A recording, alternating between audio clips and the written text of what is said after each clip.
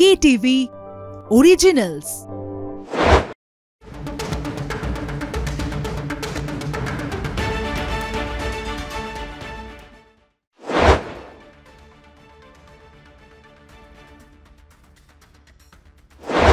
নমস্কার, শুরু করছি stadium bulletin, powered by SNU and presented by Jack olive oil. আর আমার সঙ্গে আমার অ্যাঙ্কার, কলকাতা টিভির assistant sports editor Joyjyoti Ghosh, যে আপনাদের নিয়ে যাবে ম্যানচেস্টারে, যেখানে আগামী পরশুদিন ভারত ইংল্যান্ড পরের টেস্ট ম্যাচটা শুরু হচ্ছে। মনে রাখবেন, ইংল্যান্ড লর্ডসে 22 রানে জিতে সিরিজে 2-1 এগিয়ে গেছে। Fourth test match, last but one test match of the series ম্যানচেস্টারে। Over to you Joyjyoti Ghosh. একদম, মানে গতকাল অবধি আমরা রেনচেস্টার বলছিলাম যে এত বৃষ্টি হচ্ছিল, এবং আমরা জানি যে আমি এখনো বলছি বৃষ্টির পূর্বাভাস হচ্ছে। আপনাদের জানিয়ে দিই, যারা টেলিভিশনের সামনে খুব উন্মুখভাবে বসে থাকবেন তারা একটা বিকল্প কাজও হাতের কাছে রাখবেন, কারণ প্রথম দিন বৃষ্টির সম্ভাবনা 59%, সেকেন্ড দিন 55%, থার্ড দিন 25%, ফোর্থ দিন 58%, ফিফথ দিন 58%। তো র্যানচেস্টার বলছিলাম মানে কিন্তু র্যানচেস্টারই খেলা হচ্ছে। তবে আজকের চিত্রটা কিন্তু একটু অন্যরকম। আজকে তো টেস্ট ম্যাচ নেই, আজকে টেস্ট ম্যাচ নেই। আজকে ওয়েদারটা যথেষ্ট ভালো, তবে যেটা অলরেডি বলে দিলেন গৌতম দা যে প্রেসিপিটেশনের সম্ভাবনা কতখানি। তবে এই নীল আকাশ সাদা মেঘের মাঝেই প্র্যাকটিস চলছে, ফুল ফ্লেজড ইন্টেন্স প্র্যাকটিস চলছে। যে কটা আপডেট আসছে সেটা বলে দেবো। প্রথম আপডেট হচ্ছে ভালো খবর ভারতীয় ক্রিকেটের জন্য, যে Rishabh Pant wicket keeping practice করছেন, এবং যে আঙ্গুলটা নীল হয়ে গিয়েছিল সেখানে একটা টেপ দিয়ে তিনি গ্লাভস পরে উইকেট কিপিং প্র্যাকটিস করেছেন, এবং প্রায় 40 থেকে 45 মিনিট তিনি উইকেট কিপিং প্র্যাকটিস করেছেন। তাহলে কি এটা ধরে নেওয়া যায় যে তিনি উইকেট কিপার ব্যাটার হিসেবেই আসবেন এই ম্যানচেস্টার টেস্টে? যদি আসে তাহলে অবশ্যই ভারতের জন্য ভালো খবর। আরেকটা আপডেট যেটা অবশ্যই একটু মন খারাপ করবে ভারতীয় ক্রিকেট অনুরাগীদের, সেটা হচ্ছে আকাশদ্বীপের আজকে ফিটনেস টেস্ট হয়, এবং ফিটনেস টেস্টে তিনি কি মানে ফিটনেস টেস্টের রেজাল্ট সেটা তো প্রকাশ করেনি অবশ্যই বিসিসিআই বা ভারতীয় ক্রিকেটের সঙ্গে জড়িত কেউ। তবে যেটা দেখে বোঝা গিয়েছে ওখানে তিনি কিন্তু ফিটনেস টেস্ট পাস করেননি, তিনি লিম্পিং করছিলেন, এবং ম্যাচের দুদিন আগে মানে ম্যাচ ডে -2 যদি বলি আমি, সেখানে এই অবস্থায় যদি লিম্পিং করেন এক্ষেত্রে আকাশদ্বীপ, তাহলে বলে দেওয়াই যায় যে তিনি খেলছেন না। এবং এর আগে কিন্তু আমরা এরকম একটা স্টেটমেন্ট পেয়েছিলাম যে ম্যানচেস্টার এবং ওভাল এই দুটো টেস্ট ম্যাচে জসপ্রীত বুমরা, আকাশদ্বীপ এই দুজনকে হয়তো রোটেট করে খেলানো হবে, এবং জসপ্রীত বুমরা যথেষ্ট ভালো ছন্দে বোলিং করছেন আজকে নেটে। আরেকজনের কথা বলবো, অংশুল কাম্বোজ, এই মুহূর্তে ট্রেন্ডিং, অলরেডি যুক্ত হয়ে গিয়েছেন। আজকে প্র্যাকটিসে তিনি দীর্ঘক্ষণ কথা বলেছেন গৌতম গম্ভীর, যিনি হেড কোচ, তার সঙ্গে, এবং বোলিং করছেন। সব কিছু যদি ঠিকঠাক থাকে তাহলে আকাশদ্বীপের জায়গায় এই অংশুল কাম্বোজ আসতে চলেছেন, এবং হয়তো ম্যানচেস্টারে ডেবিউ হতে চলেছে হরিয়ানার এই বোলারের। আমরা AK-47ও বলছিলাম যখন IPL চলছিল, তার জার্সি নাম্বার 47 এবং AK লেখা চেন্নাই সুপার কিংসের জার্সিতে। তাই দেখা যাক যে এখানে তার এই AK-47 বন্দুকের গুলি চলে কিনা ম্যানচেস্টারের 22 গজে। গৌতম দা, অংশুল কাম্বোজ 24টা ফার্স্ট ক্লাস ম্যাচে 79 উইকেট পেয়েছেন, 22.88 অ্যাভারেজ, যথেষ্ট ইন্সপায়ারিং। কিন্তু আমার প্রশ্ন হচ্ছে যে মুকেশ কুমার কি দোষ করলেন? মুকেশ কুমারের কি এটাই দোষ যে তাকে যখন ফিরিয়ে দিলেন গৌতম গম্ভীর, তিনি টুইট করে বললেন কর্মা ইজ আনফরগিভিং? আবার বলছি, কর্মা ইজ আনফরগিভিং টুইট করলেন। এই টুইটটাই কি তার কাল হলো? কারণ মুকেশ কুমারের টেস্ট অ্যাভারেজ তো খারাপ কিছু নয়। মুকেশ কুমার 3টে টেস্ট ম্যাচ খেলেছেন, 7টা উইকেট, 25.6 অ্যাভারেজ। লন্ডনে এতদিন ইংল্যান্ডের আবহাওয়ায় ছিলেন, বল করছিলেন ইন্ডিয়ান এ টিমের হয়ে।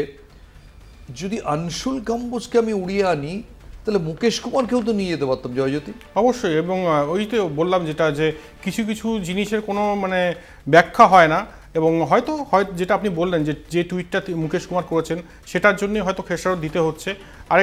আরেকটা মতামত সেটা হচ্ছে যে প্রস্তুতি ম্যাচ হয়েছে ইন্ডিয়ার হয়ে, অংশুল কাম্বোজ ভালো পারফরমেন্স দেখিয়েছেন এই ইংল্যান্ডের মাটিতে, সেটাকে ধরেও কিন্তু হয়তো এই সিলেকশনটা হয়েছে। তবে ভাগ্য একটা ব্যাপার অবশ্যই, ভাগ্যের জন্য সেই 1971-এ জয়েন্ট টেলরের ক্যাচটা ধরেছিলেন সোভার্স, তারপরের টেস্টে সেই মানে একই রকম ক্যাচ, মানে একই রকম না, অনেক সহজ ক্যাচ, গাভাস্কারের ক্যাচটা মিস করেছিলেন সোভার্স। তাই দেখুন, অর্শদীপ সিং, যার প্রায় ডেবিউ হওয়ার সম্ভাবনা প্রবল ছিল, হঠাৎ করে নেটে বল করতে গিয়ে তার বোলিং আর্মে চোট পান সাই সুদর্শনের শটে এবং স্টিচ পড়ে, যেটা আমরা পরে জানতে পাই, এবং তার জায়গায় অংশুল কম্বোজ দলে শুধু ঢুকলেন না, তার এখন অভিষেকের সম্ভাবনা প্রবল।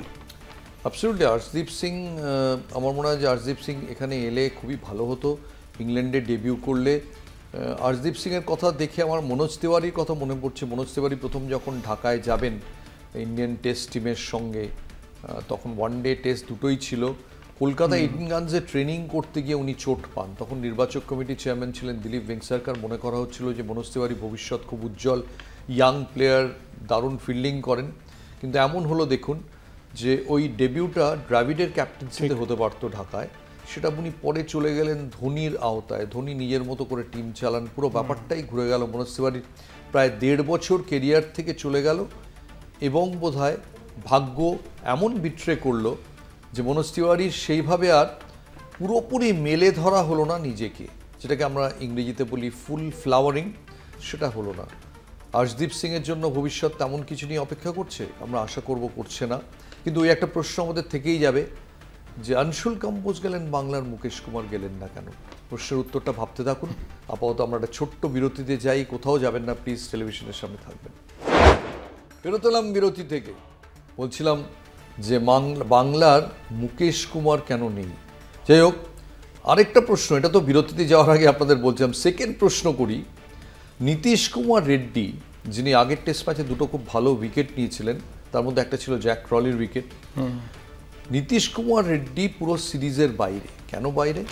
তিনি জিম করতে গিয়ে হাঁটুতে চোট পেয়েছেন। এবার আমার জয়জ্যোতি ঘোষকে প্রশ্ন, যে জিম কখনো গেছে বলে আমার মনে হয় না, বাড়িতেই এক্সারসাইজ করে, ফ্রি হ্যান্ড আমার ধারণা, ঈশ্বর দত্ত চেহারা রয়েছে। কিন্তু এই যে জিম অত্যাধিক করা, এটা কি ভারতীয় ক্রিকেটারদের সর্বনাশ ডেকে আনছে? কপিল দেব তো কখনো জিমে যাননি। একদম, মানে আমার তো সেটাই মনে হয়। কপিল দেব নিখাঞ্জ ভারতের সর্বকালের সেরা অলরাউন্ডার, তিনি যদি কোনোদিন জিম না গিয়ে থাকেন, এবং কপিল দেবের একটা ইন্টারভিউতে মানে দেখছিলাম যে মাঠে প্রদক্ষিণ করো, মাঠে দৌড়াও, ওটাই সব থেকে বড় জিম, আর কিছু লাগবে না।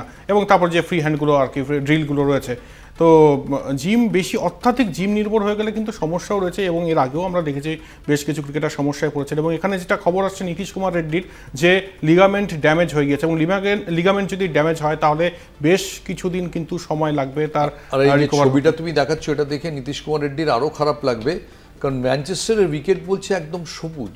একদম, ওল্ড ট্র্যাফোর্ডে এমনিতেই ওয়েদার মেঘলা, বল কিন্তু সুইং করবে।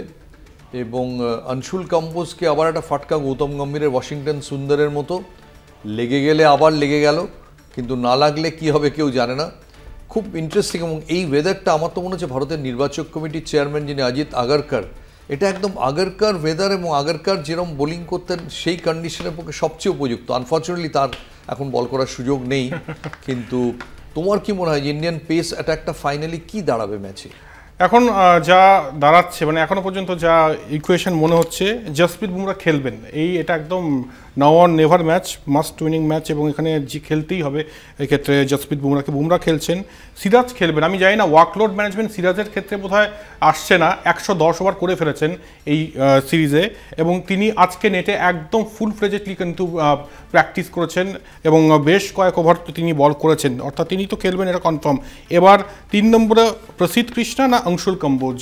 এক্ষেত্রে যা শোনা যাচ্ছে যে প্রসিদ্ধ কৃষ্ণা কিন্তু কিছুটা ব্যাকফুটে রয়েছেন। ব্যাকফুটে থাকার কারণ একটাই, সেটা হচ্ছে তার ইকোনমি যে কটা টেস্ট খেলেছেন এই সিরিজে 5.53, এবং অ্যাভারেজ যদি বলি 55.13, এবং সেই জন্যই এক্ষেত্রে অংশুল কম্বোজ এই তরুণ তুর্কিকে বাজি ধরছে ভারতীয় থিঙ্ক ট্যাঙ্ক। এবং তার ডোমেস্টিক সার্কিটে একটা ভালো রেকর্ড রয়েছে, এক ইনিংসে 10 উইকেট, 49 রানে 10 উইকেট, আমি যে খুব ভুল না হই। তাই অংশুল কম্বোজ এখানে মনে হয় ভাগ্য খুলতে পারে। এইটা একটা পেস ডিপার্টমেন্ট তো হলো। এবং নীতিশ কুমার রেড্ডির জায়গায় কে? নীতিশ কুমার রেড্ডির জায়গায় আমার কাছে তো মনে হচ্ছে শার্দুল ঠাকুর, আর কোনো অপশান নেই। এবং একটা মতামত আবার বলছে যে এই যেখানে খেলা হচ্ছে সেখানে অবশ্যই পেস সহায়ক উইকেট, বল সুইং করবে, সিম মুভমেন্ট দেখা যাবে। তবে এই উইকেটেই বল অফ সেঞ্চুরি হয়েছিল, এবং জিম লেকার 10 উইকেট নিয়েছিলেন এই ওল্ড ট্র্যাফোর্ডে। সেটা মাথায় রেখে কি কোথাও কুলদীপ যাদবের ভাগ্য খুলতে পারে? মনে হয় না 3টে স্পিনার খেলানো হবে বলে। যদিও জাডেজা খুব ভালো ব্যাট করেছেন, জাডেজাকে এখন একজন ব্যাটসম্যান হিসেবেই ধরা যায়, শুধু আগের টেস্ট ম্যাচে নয়, ধারাবাহিক জাডেজা গোটা সিরিজে ভালো ব্যাট করছেন। বাট সেটা যদি ইন্ডিয়ান ক্রিকেট করে আমি খুব আশ্চর্য হব, করলে খারাপ না, কিন্তু সেটা ঝুঁকি হয়ে যাবে। 3টে স্পিনার এখানে খেলানো, জাডেজা, ওয়াশিংটন সুন্দর, কুলদীপ, প্রত্যেকটা টেস্ট ম্যাচের আগেই ভারতের 11 মেলানো যাচ্ছে না। আমরা একদম যখন ছোট ছিলাম তখন বিজয় মার্চেন্টের কোম্পানি একটা কন্টেস্ট করতো যে ইন্ডিয়ান ক্রিকেট টিমকে সিলেক্ট করুন, যদি সিলেক্ট করতে পারেন তাহলে আপনার সঙ্গে ফেভারিট ক্রিকেটারদের দেখা করিয়ে দেবো। আমরা সবাই পোস্ট কার্ডে চিঠি লিখতাম, কোনোবার ইন্ডিয়ান ক্রিকেট টিম মেলাতে পারতাম না সেই সময়, কিন্তু মাঝখানে Indian cricket team set team হয়ে গেছে, মেলানো যেত। গৌতম গম্ভীর আবার সেই বিজয় মার্চেন্টের আমলকে ফেরত এনেছেন, যে যখন পোস্ট কার্ডে, আজকে পোস্ট কার্ড না হয় যদি আমরা SMS-এ বলি, তাহলে বোধহয় বেশিরভাগ যারা ক্রিকেট অনুরাগী তারা টিম মেলাতে পারবেন না। তুমি পারবে? আমার মনে হচ্ছে না, আমি যদিও মিলিয়েছি কিন্তু এই সিরিজে, তবে মনে হচ্ছে মিলিয়েছো 20টা ম্যাচের মধ্যে। এবার প্রশ্ন হচ্ছে যে করুণ নায়ারকে নিয়েও, করুণ নায়ারের টোটাল রান সংখ্যা 131। আজকে আমি বলে দিই স্লিপ কর্ডনটা, আজকে বলে দিই যারা যারা ছিলেন। গিল, করুণ নায়ার, যশস্বী জয়সওয়ালকে আবার নিয়ে এসছে, মানে প্রমোশন হয়েছে এক্ষেত্রে, স্লিপে নিয়ে আসা হয়েছে, এবং সাই সুদর্শনকে নিয়ে আসা হয়েছে। এবার প্রশ্ন হচ্ছে এক্ষেত্রে কি করুণ নায়ারই খেলবেন? মানে তার তো 3টি টেস্টে তার রান সংখ্যা যা, খেলার কথা না, সেক্ষেত্রে কি সাই সুদর্শন আসতে পারেন? এই সাই সুদর্শন না করুণ নায়ার, এটা নিয়েও কিন্তু একটা পাজল চলছে। যদি পয়া অপয়া ধরো হয়তো করুণ না, আমি জানি না। সাই সুদর্শন এমন করলেন যে তার হিট ধরতে গিয়ে আর্শদীপ সিং বাইরে চলে গেলেন ম্যাচের, মানে কিছু বলার নেই। এটা একদম ফ্রিক ইনজুরি, এবং যদি ভেবে দেখো যে কতটা আনফর্চুনেট যে একজন বোলার সেখানে খেলবে, তার দিকে সবাই তাকিয়ে আছে, তার হঠাৎ করে তার হাতে লেগে গেল ব্যাটসম্যানের শটে। আর কার শটে? না সাই সুদর্শন। ক্লাইভ লয়েডের শটে লাগেনি, সাই সুদর্শনের শটে লেগে গেল, আর লেগে তিনি বাইরে চলে গেলেন। এটাই হচ্ছে ভাগ্যের মারপ্যাচ। যাই হোক, আবার একটা ছোট্ট বিরতিতে যেতেই হচ্ছে, কিছু মনে করবেন না, খুব দ্রুত ফিরবো এবার আরেকটা খুব ইন্টারেস্টিং বিষয় নিয়ে, আই ক্যান বেট, যেটা শুনলে আপনারা কোথাও যেতে পারবেন না। একটু ওয়েট করুন। ফিরে এলাম বিরতির পর। আপনাদের বলছিলাম এবার এমন একটা প্রসঙ্গ নিয়ে আলোচনা করব, আপনারা কোথাও যেতে পারবেন না, আমি এখন স্টিল বেট। এই প্রসঙ্গটা ভারত পাকিস্তান ক্রিকেটের, ভারত পাকিস্তান ক্রিকেটারদের যারা প্রবীণ তাদের নিয়ে, কারেন্ট টিমকে নিয়ে নয়। কি না, প্রবীণদের ম্যাচ হচ্ছে সেখানে, যেখানে আপনারা কিছুদিন আগে ভারতকে 22 রানে একটা ক্লোজ ম্যাচে হারতে দেখেছেন ইংল্যান্ডের কাছে এজবাস্টনে। শাহেদ আফ্রিদিকে নিয়েই যত গণ্ডগোল। আর সবচেয়ে মজা কি জানেন, যে ম্যাচটা নিয়ে এত গণ্ডগোল এবং ইন্ডিয়ান টিম নাম প্রত্যাহার করে নিল, শাহেদ আফ্রিদি অ্যাকচুয়ালি তার কাঁধে চোট। শাহেদ আফ্রিদি এই গোটা টুর্নামেন্ট খেলতেই পারবেন না, কিন্তু যেহেতু শাহেদ আফ্রিদি যুক্ত আছেন এবং তিনি ওই ভারত পাকিস্তান যখন যুদ্ধ চলছিল অপারেশন সিন্দুর, সেই সময়ে এমন কিছু মন্তব্য করেছিলেন ভারতীয় সেনাবাহিনী সম্পর্কে, যে ভারতীয় ক্রিকেটাররা এবং ভারতীয় ক্রিকেট মহল তার সম্পর্কে অত্যন্ত তিক্ত হয়ে রয়েছেন। ইন্টারেস্টিং হচ্ছে যে আমি আজকে পাকিস্তানে ফোন করেছিলাম, পাকিস্তানের বন্ধুরা বলছেন বা পাকিস্তানের ক্রিকেট মহল বলছে যে ম্যাচটা আদৌ পরিত্যক্ত হতো না, এত কিছু হতো না। শেখর ধাওয়ান, যিনি ইন্ডিয়ান টিমের ক্যাপ্টেন, এত কথাই বলতেন না যদি না সোশ্যাল মিডিয়া এটা নিয়ে ধুন্ধুমার বাঁধাতো। যতক্ষণ না সোশ্যাল মিডিয়া ওই ম্যাচের শাহেদ আফ্রিদির অবস্থান নিয়ে চিৎকার চেঁচামেচি না করেছে, ততক্ষণ কিন্তু ম্যাচটা দিব্যি হচ্ছিল। দুটো টিমের ক্রিকেটাররা খোশ গল্প করছিলেন, একসঙ্গে শপিংয়েও বেরোচ্ছিলেন। সব গন্ডগোল কি বাঁধালো সোশ্যাল মিডিয়া? এটাই হচ্ছে পাওয়ার এই মুহূর্তে সোশ্যাল মিডিয়ার। এবং একটা ছবিও দেখলাম যে ক্রিকেটারের মানে কাঁধে হাত দিয়ে শাহিদ আফ্রিদি, হঠাৎ করে কি হয়ে গেল যে সব কিছু মানে উলটপুরান। এক্ষেত্রে মানে WCL কর্তৃপক্ষও কিন্তু মানে প্রস্তুত ছিল না। তারা যেটা স্টেটমেন্ট দিয়েছেন যে আমরা ভেবেছিলাম যে যেহেতু হকিতে পাকিস্তান টিম আসছে ভারতে, ভলিবলে ওরকম একটা দৃশ্য দেখা যাচ্ছে ভারত পাকিস্তান খেলছে, তাই ক্রিকেটে যদি আরও একবার ভারত পাকিস্তান আনা যায়, তবে ক্রিকেটে আইবল সব থেকে বেশি থাকে সবাই জানে। এবং তাই মানে এই সোশ্যাল মিডিয়ায় যখন এই আন্দোলনটা শুরু হয়েছে, আমরা জানি পহেলগাম হামলা কিছুদিন আগেই হয়েছে, এবং যার ফলস্বরূপ ভারতীয় ক্রিকেটাররা কিন্তু সেই স্টান্সটা নিয়েছেন, শিখর ধাওয়ান এবং তারপরে পহেলগাঁও হামলার পরিপ্রেক্ষিতে শাহেদ আফ্রিদি র্যালিতে যে কথাগুলো বলেছেন, সেই কথার পরিপ্রেক্ষিতে শাহেদ আফ্রিদি বলেছেন যে ভারতীয়রা নিজেদের নিরাপত্তার দায়িত্ব নিজে নিতে পারে না, নিজেরাই মেরেছে, যে কথাটা অত্যন্ত অবজেকশনেবল। সেকেন্ড বলেছেন যে পাকিস্তান ভারতের চেয়ে 10 বছর এগিয়ে রয়েছে প্রযুক্তিতে, শিক্ষায়, সমস্ত কিছুতে। এটা নয় শাহেদ আফ্রিদির ব্যক্তিগত মতামত, কিন্তু যেটা মেন যেটা বলেছেন তিনি, যে এবং সেটা নিয়ে পাকিস্তান ক্রিকেট মহলে অনেকে বলছেন যে তোমার তো কথা বলার কি দরকার ছিল, তুমি র্যালিতে গেছিলে, র্যালিতে যাওয়াটাই তো একটা সাইলেন্ট সাপোর্ট, কথা বলার কি আছে। কিন্তু শাহেদ আফ্রিদি ওই একটা বাড়তি একটা খুন্নাস রয়েছে, সেটা বলতে গিয়ে একটু অতিরিক্ত বলে ফেলেছেন যে ভারতের সেনাবাহিনী নিরাপত্তা দিতে পারেনি, ভারত নিজেরাই নিজেদের পেহেলগাঁওতে মেরেছে। এবং এরপরে আজকে শাহিদ আফ্রিদি বলছেন কালকে রাত্রে প্রেস কনফারেন্স করে যে একটা বাজে ডিম যদি থাকে ঝুড়িতে সে সবাইকে পচিয়ে দেয়। অনেকে মনে করছেন যে ওটা শেখর ধাওয়ানের কথা বলা হচ্ছে, কিন্তু শেখর ধাওয়ান বা যাকেই উদ্দেশ্য করে বলুন, শাহিদ আফ্রিদি থাকলে এই ম্যাচটা ভারত কিছুতেই খেলবে না। তিনি অবশ্য বলেছেন আমি এরম জানলে মাঠেই যেতাম না। এখন তিনি অনেক কথাই বলছেন, তবে ওই যেটা র্যালিতে তিনি বলে দিয়েছেন ওখানেই যা হওয়ার হয়ে গিয়েছে এবং খুব স্বাভাবিক যে এরপর ভারতীয় দল পাকিস্তানের বিরুদ্ধে, এবং সেই পাকিস্তান টিমে যদি শাহিদ আফ্রিদি থাকেন স্বাভাবিক যে তারা খেলবেন না। অ্যাকচুয়ালি শাহিদ আফ্রিদি, আবার বলছি যে শাহিদ আফ্রিদি নিজের কিন্তু চোট লেগেছে এবং এই চোটের জন্য তিনি এই গোটা টুর্নামেন্টের বাইরে, আগামী 4 সপ্তাহ তিনি খেলতেই পারবেন না, ক্রিকেটই খেলতে পারবেন না।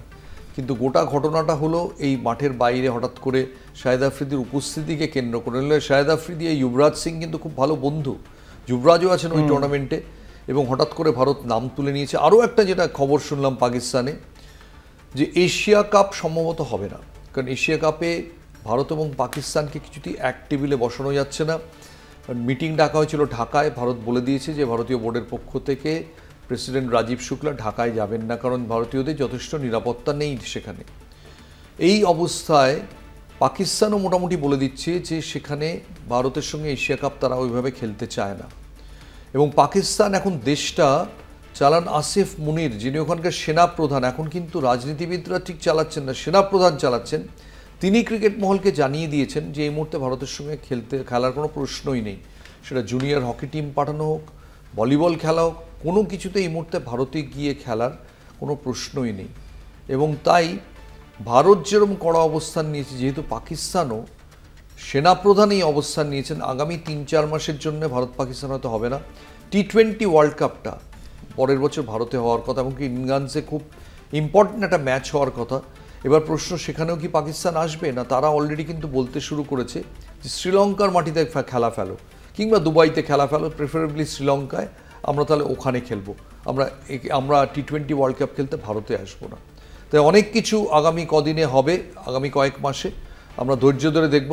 আফ্রিদি হয়তো সমুদ্রে একটা জাস্ট শিশির বিন্দু। একটা ছোট বিরতিতে যাচ্ছি, কোথাও যাবেন না প্লিজ, আসছি। ফিরে এলাম বিরতির পর। এবার এক স্থানীয় ক্রিকেটে আসি। স্থানীয় ক্রিকেটে একটা খুব স্পর্শকাতর বিষয় নিয়ে আসি। সিএবি প্রেসিডেন্ট হিসেবে স্নেহাশিস গঙ্গোপাধ্যায় যখন এসেছিলেন, তখন তার প্রথম লক্ষ্য ছিল দুর্নীতিমুক্ত প্রশাসন গড়ে তোলা। শুধু দুর্নীতিমুক্ত নয়, ছোটো ছোটো ব্যাপারে স্নেহাশিস সেক্রেটারি হওয়ার পরেও আমরা দেখেছি সিএবিতে গাড়ির বিল, খাওয়া দাওয়া, এগুলো নিয়ে যখনই কোনো স্বজন পোষণ বা আর্থিক দুর্নীতির অভিযোগ এসেছে, সেই অভিযোগগুলো স্নেহাশিসের আমলে কিন্তু আর ওঠেনি। এবং তিনি প্রত্যেকটা জিনিস আমরা দেখেছি যে তিনি শুরু থেকে শেষ অবধি নিজেই নিয়ন্ত্রণ করতেন, এত সমস্যা হতো না। কিন্তু এখন তার শাসনকালের শেষ দিকে শোনা যাচ্ছে সেপ্টেম্বর মাসে তিনি চলে যাবেন, নতুন প্রেসিডেন্ট হবেন সৌরভ গঙ্গোপাধ্যায়। কিন্তু এই গাঙ্গুলি ভাইদের এই পাওয়ার হস্তান্তরের মধ্যে একটা নতুন বিতর্ক দানা বেঁধেছে, এবং সেই বিতর্কটা দুর্নীতি সংক্রান্ত। এখানে বলে রাখি যে সৌরভ হবেন যত সহজে বললাম ঠিক তা নয়, কারণ সৌরভকেও একটা নির্বাচনের মধ্যে দিয়ে আসতে হবে। কিন্তু যেহেতু তিনি সৌরভ গঙ্গোপাধ্যায় এবং স্থানীয় ক্রিকেটে কার্যত অপ্রতিদ্বন্দ্বী, আমরা ধরে নিতে পারি তিনি যদি প্রেসিডেন্ট হতে চান, প্রেসিডেন্টের চেয়ারটা তার জন্যই থাকবে। প্রশ্ন হলো সেই প্রেসিডেন্টের চেয়ারে এখন কি পড়ে রয়েছে। স্নেহাশিস, আমরা এখানে বারবার প্রোগ্রামে বলেছি যে আধার কার্ড ভাড়িয়ে এখানে খেলছে প্লেয়াররা এবং ছেয়ে গেছে ময়দান। স্নেহাশিস সেটা রুখতে কিছু পদক্ষেপ নিয়েছেন, যেগুলো এফেক্টিভ হয়েছে। আগামী বছর থেকে হয়তো চালু হবে, এই মরশুম থেকে আমরা দেখতে পাবো যে তাদের 3 বছরের ব্যাঙ্ক অ্যাকাউন্ট দেখাতে হবে। অবভিয়াসলি যারা আধার কার্ড ভাড়াচ্ছে তাদের 3 বছরের ব্যাঙ্ক অ্যাকাউন্ট দেখানো কঠিন। কিন্তু যে দুর্নীতিগুলো পদাধিকারীদের নিয়ে উঠছে, সেগুলো কি হবে? আজকে দেবব্রত দাস, আমরা তার বিরুদ্ধে কথা বলেছি। তিনি সিএবির একজন ইম্পর্টেন্ট পদাধিকারী, তিনি আবার অভিযুক্ত। এখন লেটেস্ট অম্বরীশ মিত্র, যিনি সবে প্রায় ময়দানে এসেছেন, কিছুদিন তাকে দেখছি নেতাজি সুভাষ ইনস্টিটিউটে প্রতিনিধিত্ব করেন, সিএবির গ্রাউন্ডস কমিটির সদস্য, এবং সিএবির ওই প্রো T20 লিগ হলো সেখানেও তিনি একজন সদস্য ছিলেন। এর বিরুদ্ধে আবার অভিযোগ, এফআইআর, এবং যেটা সবচেয়ে দুঃখজনক সেটা হচ্ছে সিএবিতে শুধু সিএবি সভাপতির কাছে অভিযোগ জমা পড়ছে না, সিএবি ওপর কিছুটা আস্থা হারিয়ে অভিযোগগুলো জমা পড়ছে হয় পুলিশ স্টেশনে কিংবা আইনের প্রক্রিয়ায়। জয়জ্যোতি কি বলবে? একদমই যেটা হচ্ছে সেটা একেবারেই বাঞ্ছনীয় নয়, তবে সিবি অনেক ভালো ভালো কাজও করেছে। তবে এরই মাঝে এই যে নামটা নতুনভাবে আসলো, সুমন কীর্তনীয় আইনজীবী, তিনি অভিযোগ করেছেন এবং অভিযোগপত্রে তিনি লিখেছেন কি কি অভিযোগ রয়েছে, যে বিভিন্ন বয়স ভিত্তিক টুর্নামেন্টে খেলানোর নাম করে টাকা নিচ্ছেন, সবই কিন্তু অভিযোগ। তাই আমরা এটাই বলবো যে যেগুলো হচ্ছে যদি এগুলো সত্যি হয়ে থাকে তাহলে এটার বিরুদ্ধে অবশ্যই পদক্ষেপ নেওয়া উচিত সিএবির, এবং ওই দিকেই তাকিয়ে রয়েছি। আমি মনে করি ব্যাপারটা এত নরম নয়। ব্যাপারটা যদি সিএবির অভ্যন্তরে যদি এরম মানে এইরকম দানা বেঁধে থাকে, কড়া পদক্ষেপ নেওয়া উচিত। আমি স্টেডিয়াম বুলেটিনের তরফ থেকে কিছুক্ষণ আগে প্রেসিডেন্ট স্নেহাশিস গাঙ্গুলির সঙ্গে যোগাযোগ করেছিলাম। উনি বলছেন যে আমরা কড়া পদক্ষেপই নেব। আমার প্রশ্ন ছিল যে স্নেহাশিস, আপনি এত দুর্নীতিমুক্ত প্রশাসনের কথা বললেন, এত গাড়ির বিল আটকালেন, এত খাবারের ব্যাপারটা রেজিমেন্ট করলেন, কিন্তু করে দিনের শেষে তো ভেতর থেকে নানান রকম দুর্নীতি উঠছে আপনারই টিমের প্লেয়ারদের যারা কাজ করেন তাদের বিরুদ্ধে। তিনি বললেন যে দেবব্রত দাস, তার বিরুদ্ধে যে অভিযোগটা এসেছে সেটা তাদের নিয়ম হচ্ছে এখন প্রথমে অভিযোগ এলে, এই ধরনের অভিযোগ এলে সেটা চলে যায় অম্বুডসম্যানের কাছে। অম্বুডসম্যান খতিয়ে দেখে ওটা পাঠান অ্যাপেক্স কাউন্সিলের কাছে। দেবব্রত দাসের ব্যাপারে অম্বুডসম্যান কিন্তু অ্যাপেক্স কাউন্সিলকে বলেছেন ইমিডিয়েটলি খতিয়ে দেখতে, এবং সেই মিটিং যদি খুব দ্রুত ডাকা হয়, কারণ 48 ঘন্টার মধ্যে এই অ্যাপেক্স কাউন্সিলের মিটিং যেখানে 19 জন সদস্য থাকেন সেটা সিবি প্রেসিডেন্ট ডাকতে পারেন। দেবব্রত দাসের বিরুদ্ধে কিন্তু অ্যাপেক্স কাউন্সিলে এই ব্যবস্থা হবে, এবং যা ইঙ্গিত পাওয়া যাচ্ছে তাতে খুব কড়া ব্যবস্থা হবে, কারণ টাউন ক্লাবও তার বিরুদ্ধে নানান অভিযোগ জমা দিয়েছে। দেবব্রত দাস কিন্তু অনেক বছর কলকাতা ময়দানে আছেন। মোহাম্মদ শামিকে তিনিই বলতে গেলে ইন্ট্রোডিউস করেছিলেন, কিন্তু এমন কতগুলো অভিযোগ তার সম্পর্কে জড়িয়ে গিয়েছে, ব্যবস্থা নেওয়া ছাড়া উপায় নেই। সেকেন্ড ট্রেজারার প্রবীর চক্রবর্তী, এই ব্যাপারে কিন্তু বক্তব্য স্নেহাশিস গঙ্গোপাধ্যায় যে এই অভিযোগটা ওয়ারির, এটা ওয়ারির আভ্যন্তরীণ ব্যাপার, কাজে ওয়ারির এক্সিকিউটিভ কমিটি এ ব্যাপারে যা সিদ্ধান্ত নেবে সিএবি সেটাই এন্ডোর্স করবে। এ ব্যাপারে সিএবির কিছু বলার নেই। আমি জানি না বাকিদের বলার আছে কিনা, এটা হচ্ছে সিএবির বক্তব্য। ফাইনালি অম্বরীশ মিত্রর ব্যাপারেও অ্যাপেক্স অম্বুডসম্যানের কাছে গেছে, এটা অ্যাপেক্স কাউন্সিলের কাছে আসবে। কাজে এই সপ্তাহে কিংবা আগামী সপ্তাহে যদি সিএবি কিছু কড়া ব্যবস্থা না নেয় তাহলে খুব আশ্চর্য হতে হবে, কারণ এবার কড়া ব্যবস্থা না নিলে লোকে কিন্তু প্রশ্ন তুলবে যে স্নেহাশিস, আপনি এত সব ব্যবস্থার কথা বলেছেন, কোথায় গেল আপনার সেই স্ট্যান্ড? কাজে এবার কিন্তু গাঙ্গুলি ভাইদের সামনেও একটা পরীক্ষা, বিশেষ করে গাঙ্গুলি ভাইদের বড় দাদার সামনে। আজকের মতো এখানেই শেষ করছি স্টেডিয়াম বুলেটিন। আমি এবং জয়জ্যোতি বিদায় নিচ্ছি আপনাদের কাছ থেকে। জয়জ্যোতি আমার মনে হচ্ছে জিমে যাবে শিগগিরই, আবার হাঁটুটা ইঞ্জিওর করবে, কিন্তু ও যদি ইন্ডিয়া জিতলে ওয়ালেটটা খুলে আমরা খুব খুশি হব। একদম 2-2 হলে ওয়ালেট খুলবে তো? 2-2 না, একবারে সিরিজটা জিতুক। ওভালে আবার বুমরাকে পাওয়া যাবে না। আজকের মতো চললাম, শুভরাত্রি।